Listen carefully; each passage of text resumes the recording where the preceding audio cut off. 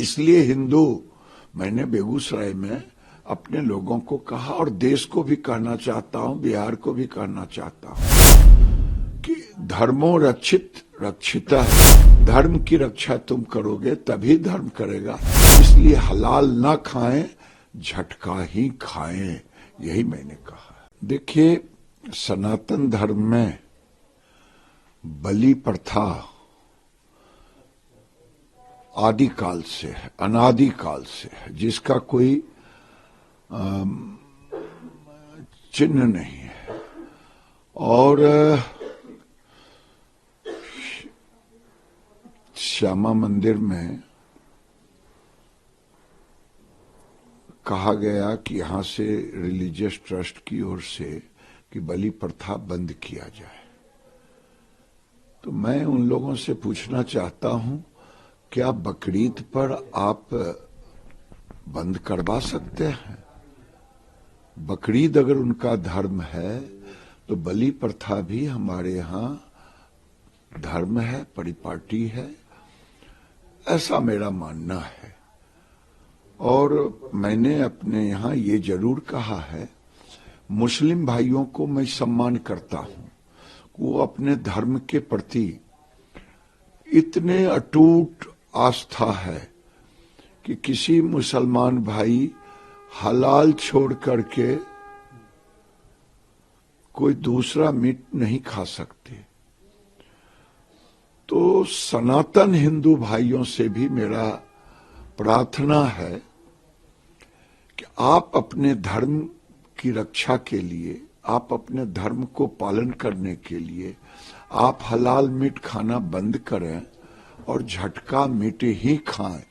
ना मिले तो ना खाएं, चाहे कितना दिन ना मिले। और आने वाले दिन में जब आप नहीं खाने लगेंगे तो आपके खाने के लिए लोग खोल भी देंगे।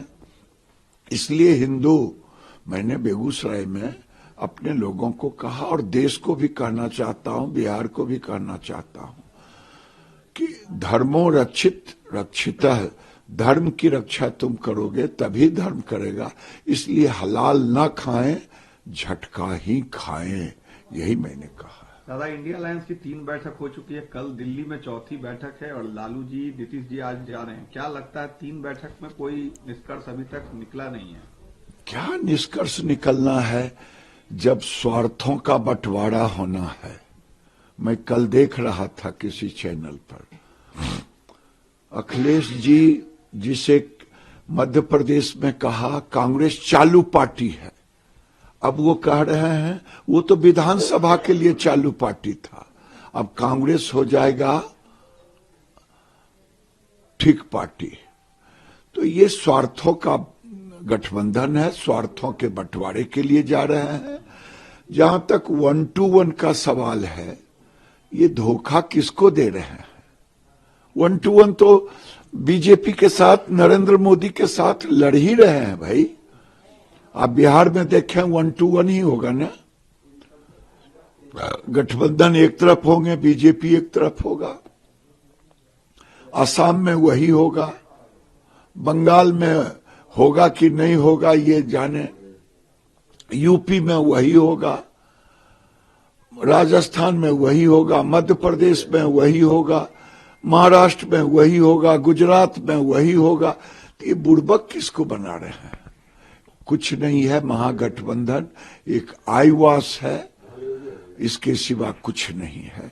मोदी जी के लिए देश की जनता ने तय कर दिया है, नरेंद्र मोदी ही नरेंद्र मोदी 2024 में प्रधानमंत्री होंगे। विधानसभा के सभापति देवेश चंद्र ठाकुर ने ब्रह्मा विष्णु महेश को लेकर बयान दिया, जिसमें कि महेश को विध्वंसक भगवान बता रहे हैं।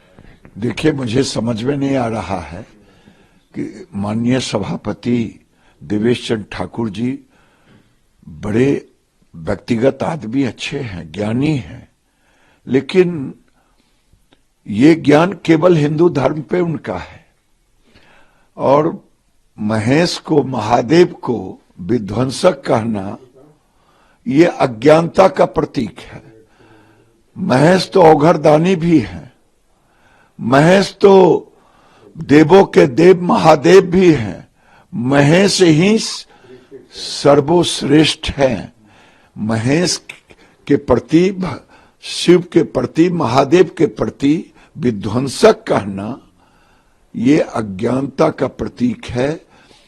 किसी हिंदू चाहे विद्वान हो, चाहे कितने ही वरिष्ठ हो, हिंदू को गाली दे दे, ये बिहार की सरकार और देवेश चंद्र ठाकुर जी विनाश काले विपरीत बुद्धि वाला बात है। संगत से गुण होत है, संगत से गुण जात है। ये आजकल आरजेडी जदयू को क्या हो गया है, कोई मंत्री रामायण के पन्ने को फाड़ता, रामायण को गाली देता, लेकिन किसी मंत्री और किसी सभापति और किसी नेता में हिम्मत नहीं है कि कुरान के एक पन्ने को फाड़ने की बात कर दे और उनके महापुरुष को, चाहे उनके जो भी हो, उनको कोई उन पर टिप्पणी कर दे।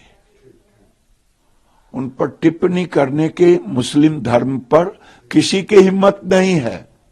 वो जानते हैं हिंदू सहिष्णु है, हिंदू जातियों में बटा है, लेकिन भूले नहीं अति सर्वत्र बते बरजते। अगर हिंदुओं पर इसी धार्मिक आस्था पर अगर प्रहार होते रहा तो इसका खामियाजा महागठबंधन को भुगतना पड़ेगा।